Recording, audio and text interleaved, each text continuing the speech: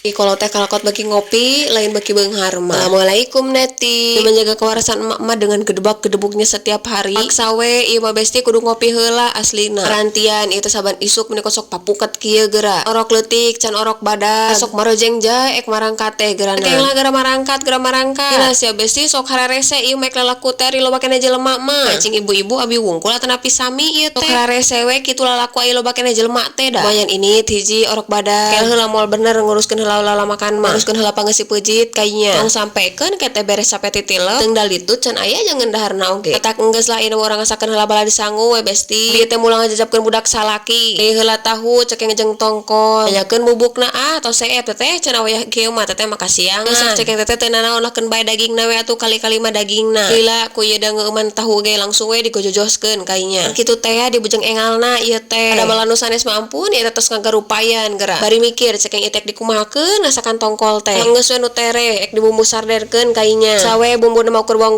bodas saitil ewang astagfirullah. Naon atuh kitu teh nya seueur samene lah pokon mah kitu sabuleun. Ke tahu bisi tutung balikeun heula kita ngagoreng lik bener koti sakalikeun jeung basreng. Kitu teh ngame sakali mendayung 2-3 pulau terlampaui. Kitu tahu asak, basreng asak nu puguh mah. Teh geus asupan si Roy. Poho cayana samene. Judulna erek disardenkeun matak dicaosan masakna teh bes. Poho uyah jeung gula mah eta mah besti ya. Balance we kitu sing balance sing saiman. Tong heula meusan.